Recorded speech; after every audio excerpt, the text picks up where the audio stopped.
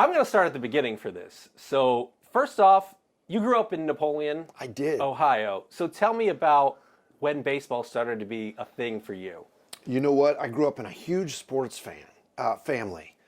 Cleveland teams, Ohio State, that was what we did over there. Like a lot of kids, I played like Little League ball and Pony League over there, and loved baseball. Loved going to Indians games, obviously Guardians now, but Indians games as a kid. Would go to spring training a lot. My dad was in sales. We moved all over the country.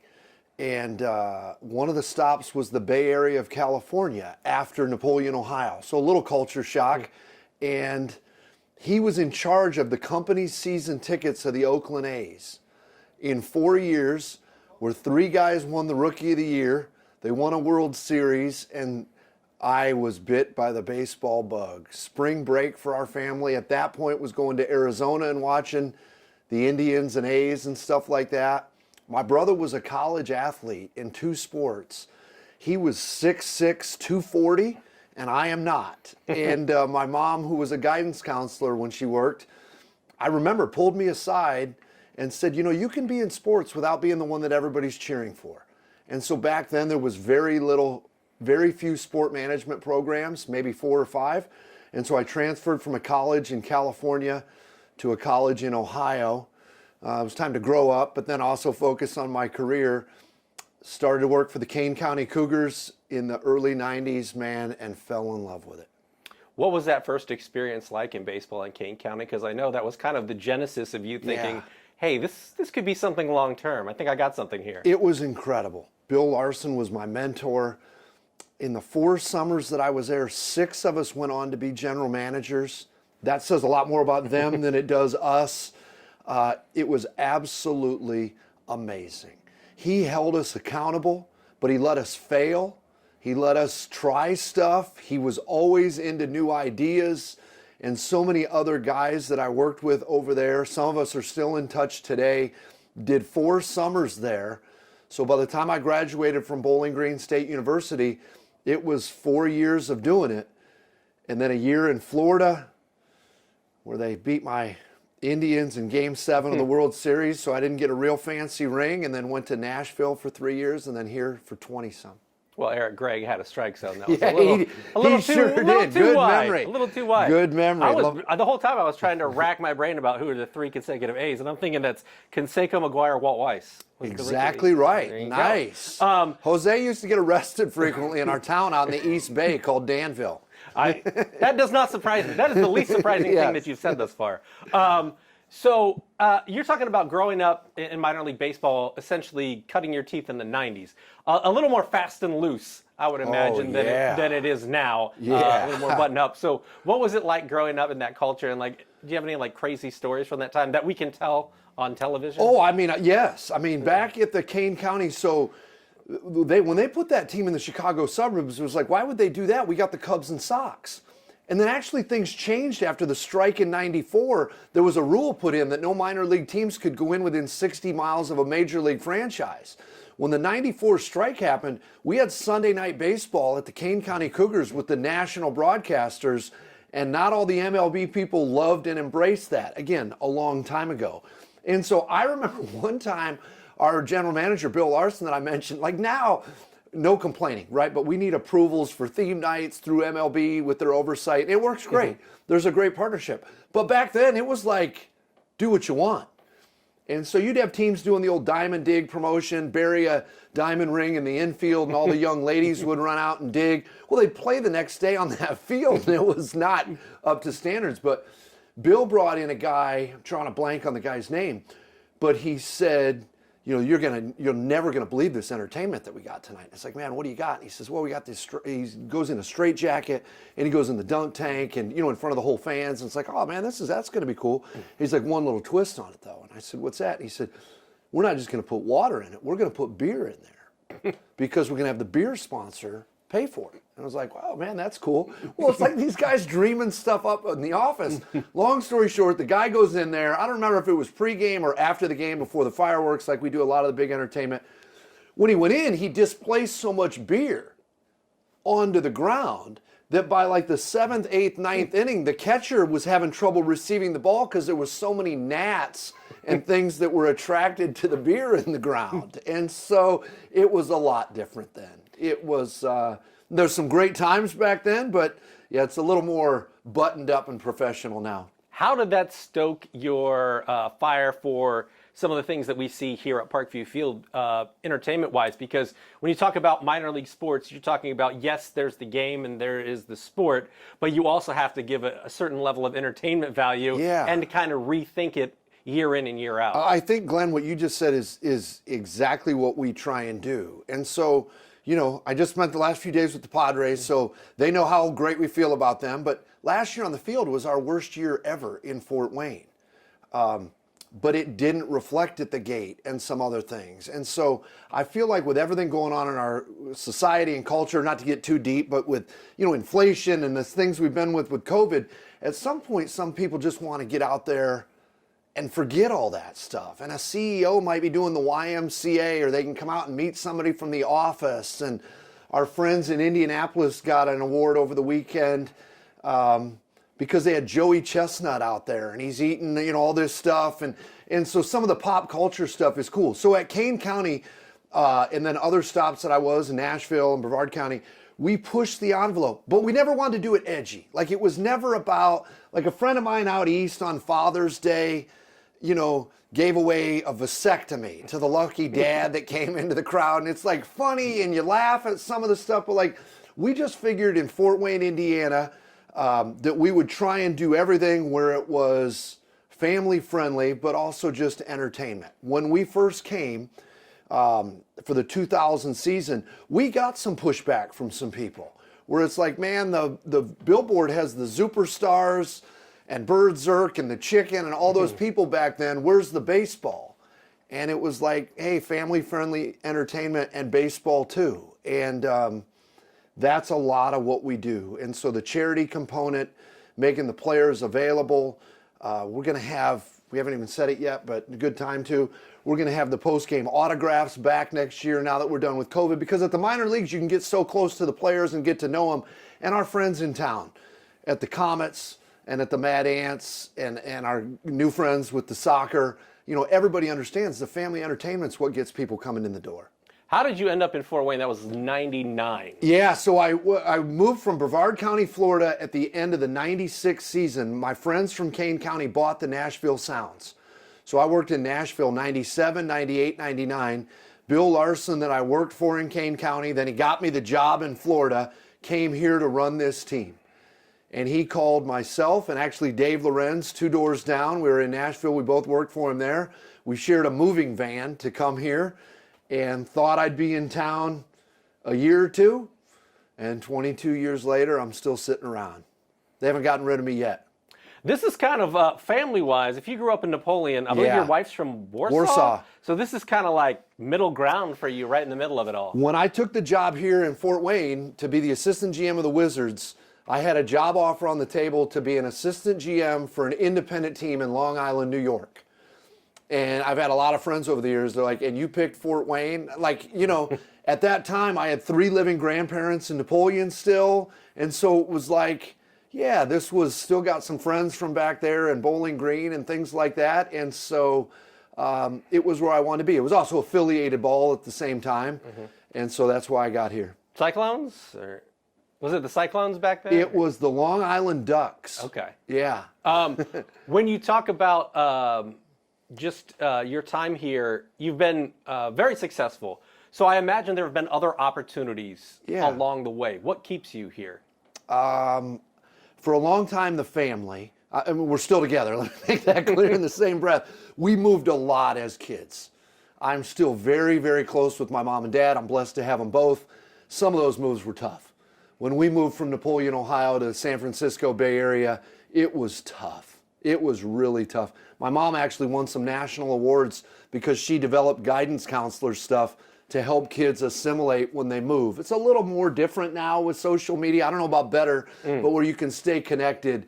And so I don't want anybody to hear this and think like, oh, you know, his daughter's a senior at Homestead, they're gonna move soon. But I don't know, 6, 8 years ago, my wife and I had a great conversation that like we've been very fortunate here, but we would not move until the kids would be done with high school. And again, I need to make sure I say in the same breath, it would not surprise me at all if this is the last company that I ever work for. Again, I want to work for a while, but Jason Fryer, who's our owner, he's also a friend. He's shown how loyal and respectful he was to this entire staff during COVID and stuff. For me, I'm not chasing AA or AAA, and I'm not a grass is greener guy. This community has been so unbelievable to raise our family in. You guys and the media supports us. We're the second or third best drawing team in the country at our level. Like, it's a pretty good thing. And that ballpark out the door, it's hard to beat.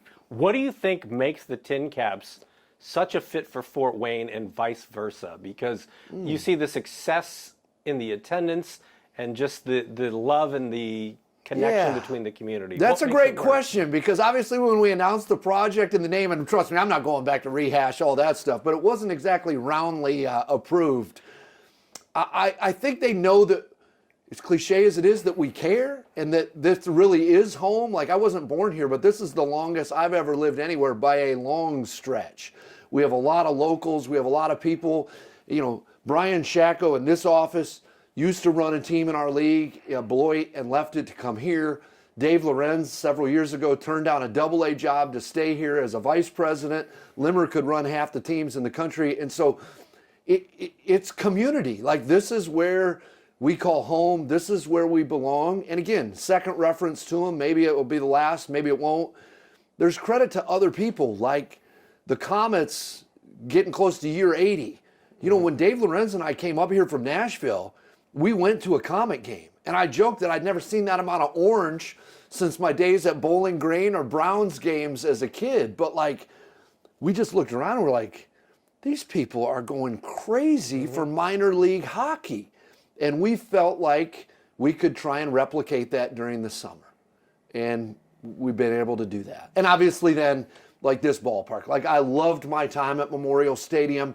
Randy Brown and I are still friends. He texted recently, so nobody please take it as a negative against that. But like, with the ballpark and the opportunity that it opened up, I think that's why all of us are still in town.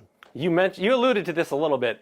I checked out a poll that we had on Wayne.com in 2008, in October of 2008, when you announced the change from Wizards to the name TinCaps. 8% of the people loved it. 92% of the people hated it. Zero were undecided. How do you think they feel about it now? I think they love it. One of the coolest stories I can tell you. So in 2009, in March or April, probably would have been early April, we opened at home on April 16th of 2009. So it was probably the Saturday before we did an open house. We were able to pull down all those construction wraps and get everybody in here. And as sure as I'm sitting in this chair, I followed. I'm watching people. At that point, I say with no arrogance, nobody knew who I was. I mean, the people that we knew at the Wizards, but like, we weren't as prominent as we are now. And so I'm following behind a couple of people. They didn't know who I was. I didn't know who they were. And I hear the guy say to the lady, true story, I can't believe I wrote that letter to the editor. This is incredible. This is great. He goes in and buys a hat. I introduced myself to him after that. I said, hey, my name's Mike Nutter. I'm the general manager here. I double as the head of the complaint department. And I couldn't help but overhear. And the guy said, this is unreal. We never knew it could be this. We hadn't even played yet. We never knew it could be this. And then I said, hey, I heard you say to your wife, you can't believe that you wrote that letter. I said, I've got a pen and paper inside if you'd like to write a retraction. And the guy, like, you know, playfully hit me on the shoulder and said, don't push your luck, but it's going to be good. So people embraced it right away. And then that team, sorry to interrupt you, but then you win 101 games on that team that still has the all-time single-A record for guys to go to the big leagues. You know, don't tell my buddy Doug DeCenso they loaded it up, because he'll tell you they promoted 8 guys at the half, you know, at the second half. But like, the team, because this town loves a winner, and so people have embraced it. Trust me, I hear from people at games, you haven't won since that first year. So I let the Padres know that the other night as well. Fair enough.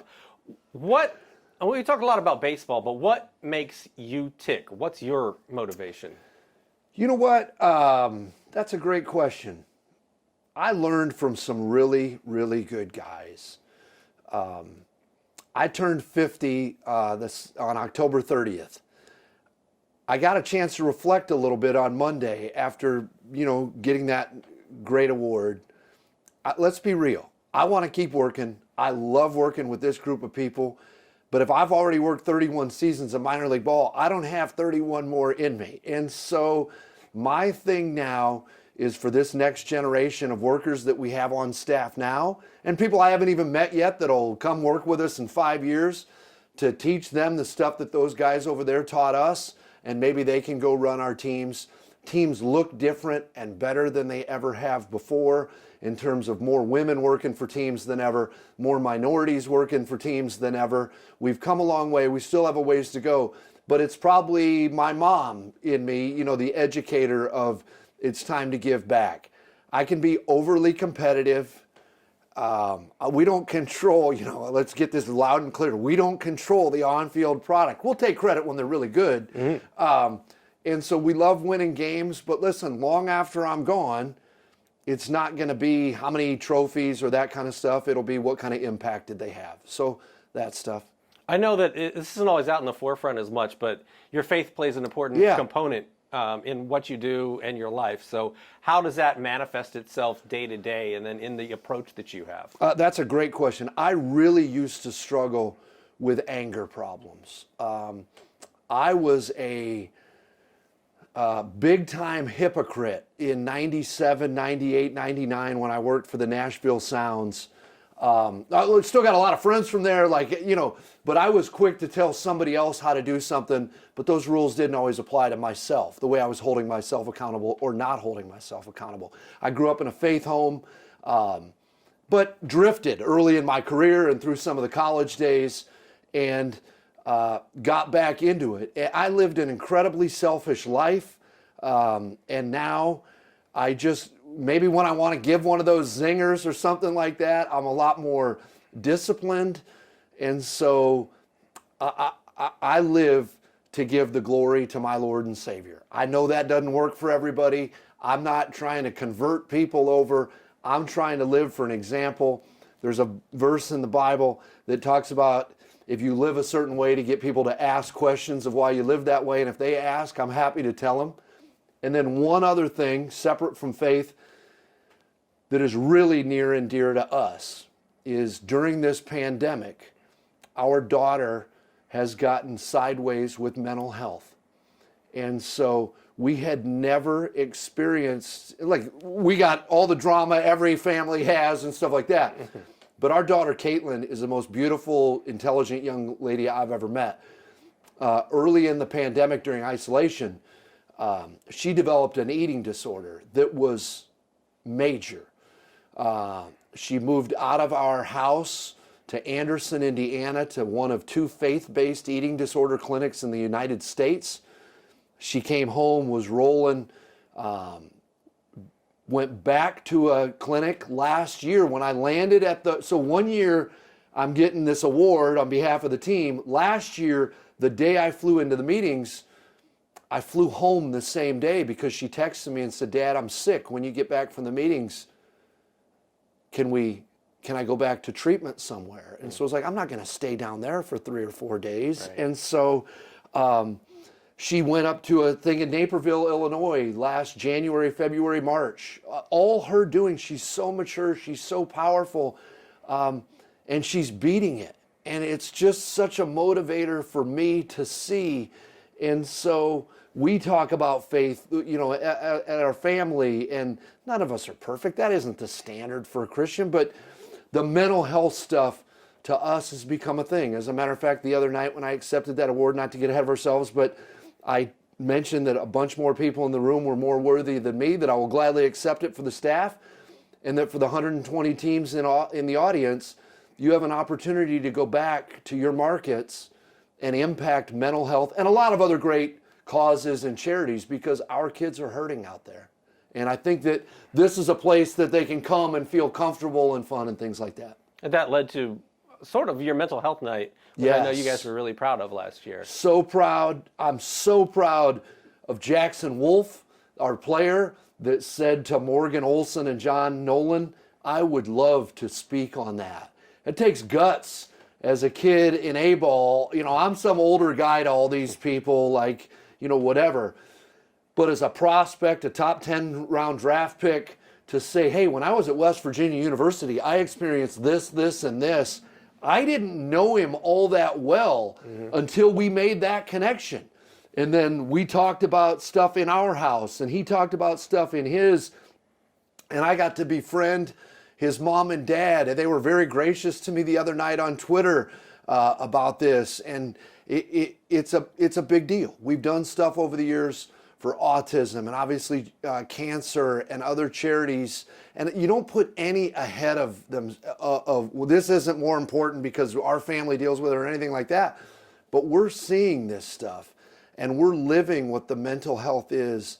And the best thing about us, we called it Strike Out the Stigma. That when we were younger, if a guy got hit and he walked off, he got his bell rung. Well, it's a concussion. It's a brain injury. Let's treat it as such. And we didn't know a lot back then.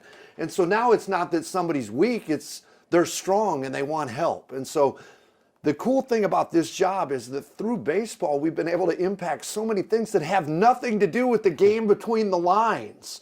The empowerment of young women by what we did last year with that Daisies event and things like that. Like, that's what this is about. Now, I'd like to win another championship before it's all said and done, but the impact stuff is what really matters. You mentioned the impact outside of baseball. This was a springboard for downtown Fort Wayne. Yeah. Since Parkview Field has opened, there's been $1 billion invested in businesses in downtown Fort Wayne. What does it mean for you guys to be the springboard to all of that? It's really, really cool. When a local business had the groundbreaking over there for the building, they talked about Tim Ash.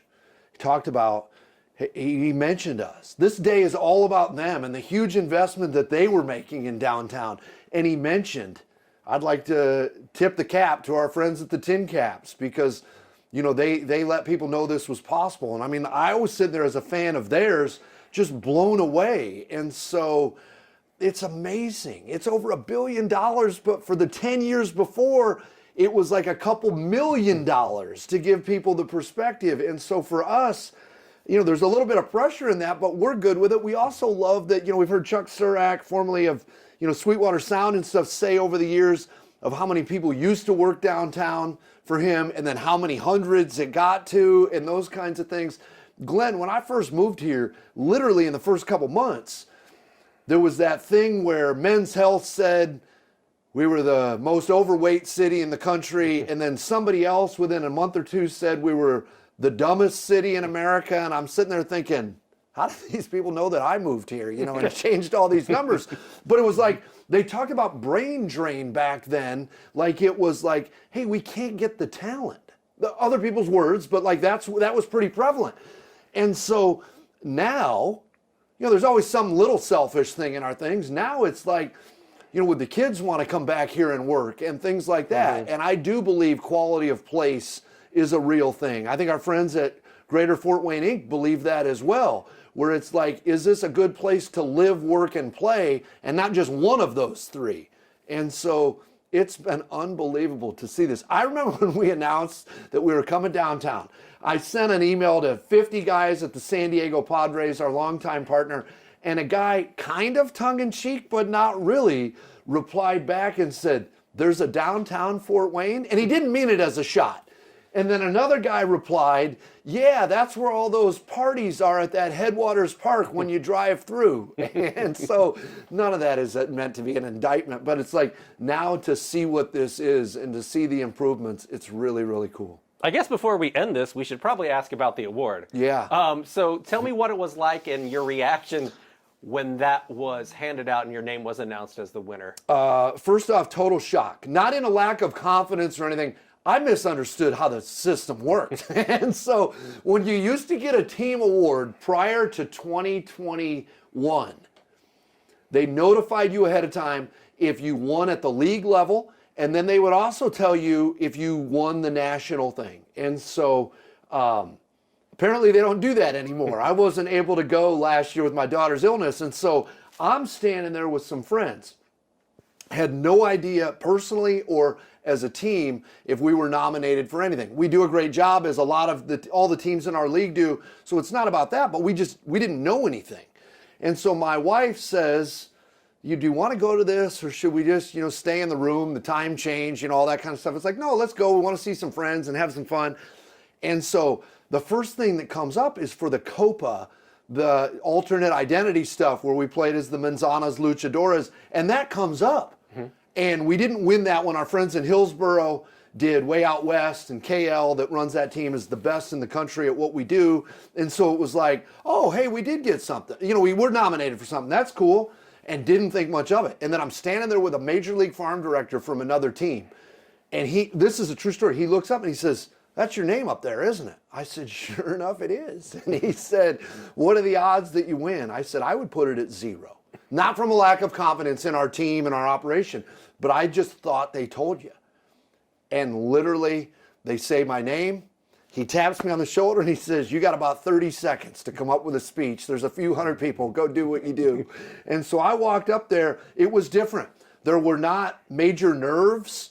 And I got up there and I addressed the crowd with passion and energy and thanked everybody, and then got to walk off with a pretty cool thing and have a lot of fun. For the fact that my wife and daughter were there too, it meant a lot to me because we've been through a lot as a family. I wish my son could have been, but he's down there in Bloomington watching the Hoosiers do their thing, so he was in a good spot. Decent excuse. Yeah.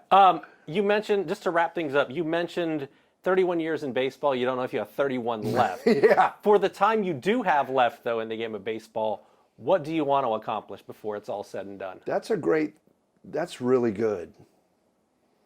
I know I don't need anything with my name on it. It's not like, aw shucks, or, false humility or whatever somebody might, like, we've done some really cool things around here. You know what? I've worked with 2 guys. Brad Shank was with us at the Wizards, and then he was with us here at Parkview Field. He left us to go down to Columbia, the Fireflies. He's the president. Mm-hmm. He's the top guy down there. Another former coworker, Eric Leach, was with us with the Wizards. Eric's the president and GM of the Bowling Green Hot Rods, no longer in our league.